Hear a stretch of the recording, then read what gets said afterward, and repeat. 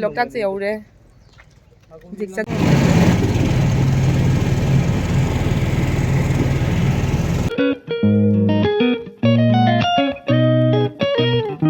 Hello ma'am, welcome to my new vlog.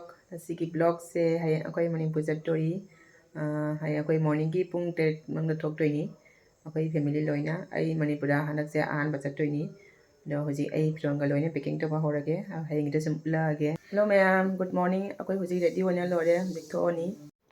Akoy hojik tho e. Akoy Tono sona jengo. Kali na.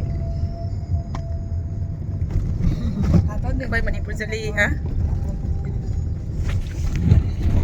Sunda mama.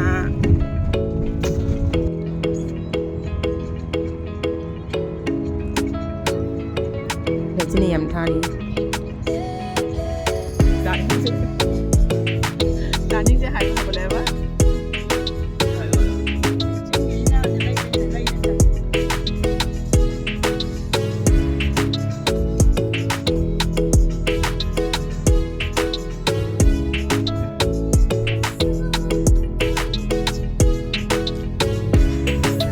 Akoy hojik jiri yong dore. Akoy hojik jiri bam yong re jiri bam district change. Lambi se yam ne pi yam turning ni. Akoy hoji marak da tang pathari. Yam pada mangloi wana re. Madong cha hai dui ro. Cha mun tha e koi cha thai cha nim dei cha lo na prakpa. Akoy amu drive to ko haure. Manungsiga fajaba bridge ma lereme koi hoji nungba jaure nungba da natang lepi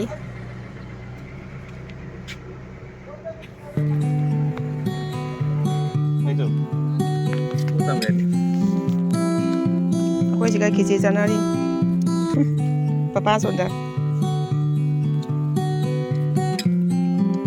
koi picnic sa male akoy hoji imphal change pung ni pantare yam phajei imphal se Christmas ke yam decoration taure hoji hotel yaurani lo ma'am hoji akoy hotel jaure wa bna su lore ni akoy ki hotel ki room se hotel na te home stay ni mama ingya na se Hitar thabi kare. Asi hotel nate asi homestay ni Joy BNB kauri. Asi nongmada mesingani lauri per day. Singana mama ga iga lai ni. Yam phajai. Hoji ko dina su tongna loire. Hoji ai tum drobani wa bana loire. Do hai ngamu koi ba thokani. Hello mayam hoji ko koi ba chali. Hoji ko doctor ta chatori.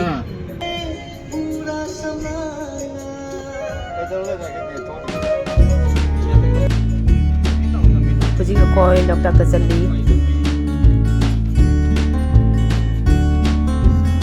road ki am phai drive to yam nungai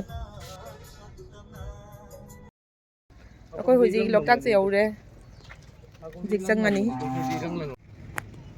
akoi hoji loktak da la e papa mang sakhare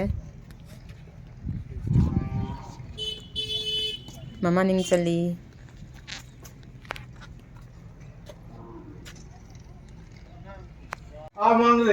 akoy boat tong begi ticket kai semi me am boat ta koina ri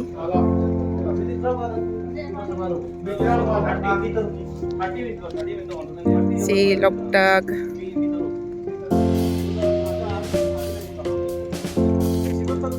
pab jidi yam phajai koi loktak la e loktak ta koi ba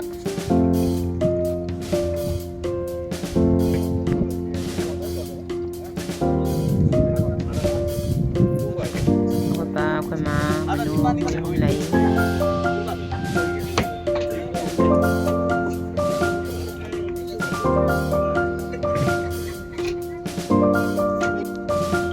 siga board later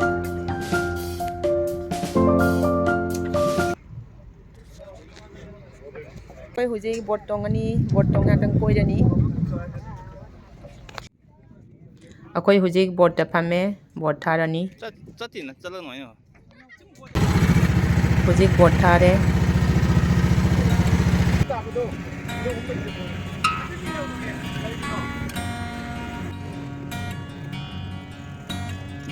ꯁꯣꯝꯗꯁꯨ boat ꯑꯃ ꯍꯜꯂꯛꯑꯦ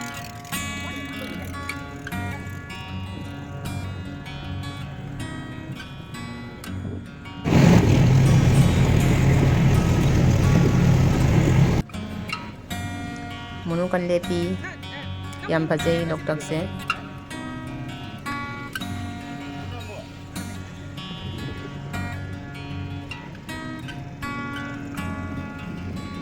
ꯉꯁꯥꯏꯁꯦ island ꯃꯥꯜꯂꯦ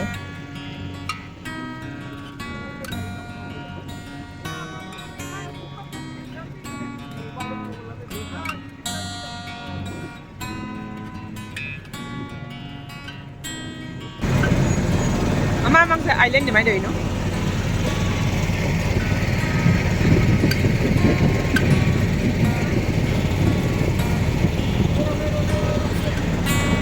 Mama lấy được rồi sao giờ thiên mà này gọi Papa mango juice thấy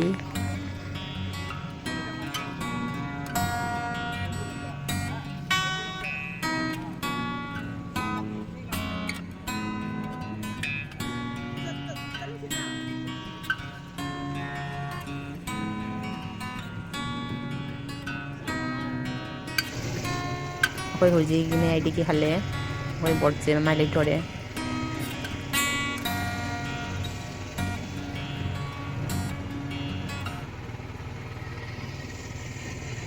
ꯑꯩꯈꯣꯏ Keibul Lamjao national ꯄꯥꯔꯛꯇ ꯂꯥꯛꯑꯦ ꯍꯧꯖꯤꯛ ꯃꯅꯨꯡ ꯆꯪꯒꯅꯤ ꯍꯧꯖꯤꯛ ꯑꯩꯈꯣꯏ ꯃꯅꯨꯡ ꯆꯪꯉꯦ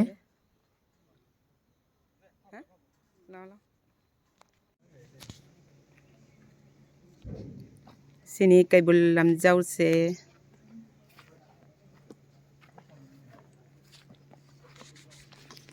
ꯃꯊꯛꯇ ꯀꯩ ꯂꯩ ꯌꯦꯡꯉꯨ ꯃꯊꯛꯇ ꯀꯥꯅꯕ ꯂꯥꯎ ꯃꯃꯥ ꯃꯊꯛꯇ ꯀꯥꯁꯦ ꯑꯥꯗꯩ ꯌꯦꯡꯗꯣꯏꯃꯤ ꯁꯦ ꯑꯥꯗꯩ ꯃꯊꯛꯁꯦ ꯀꯥꯔꯒ ꯌꯦꯡꯒꯦ ꯃꯤ ꯂꯣꯏꯅ ꯁꯤꯒ ꯌꯦꯡꯅꯔꯤ ꯊꯥꯞꯅ ꯂꯩꯕꯁꯦ ꯑꯥꯗꯅꯤ ꯂꯣꯏꯅ ꯁꯉꯥꯏ ꯂꯩꯕꯁꯦ ꯊꯥꯞꯅ लई उब फंगते फजना अपने बच्चों के साथ दूसरी जगह पे चला जाता है फिर वाइल्ड बोर्ड खाली करने वाला घर को आसपास में रहने वाला संगाई हो गया आके अपना घर में यूज करते उड़े उड़े उड़े तो बच्चा नहीं जब यार चलो चल पे आया तो करी नो संगाई लाबनी तो मत कर को मई पूरा कोई ने उड़ से लाबनी मचे से लेंगी का ओई दिसी लेरमी ꯍꯧꯖꯤꯛ ꯑꯩꯈꯣꯏ ꯑꯃꯨꯛ ꯁꯤꯒꯩ ꯃꯨꯠꯊꯣꯛꯑꯅꯤ ꯑꯩꯈꯣꯏ ꯍꯧꯖꯤꯛ ꯆꯥ ꯊꯛꯏ ꯆꯥꯁꯦ ꯎꯗ ꯌꯥꯝ ꯍꯥꯎꯗꯣꯏ ꯃꯥꯜꯂꯦ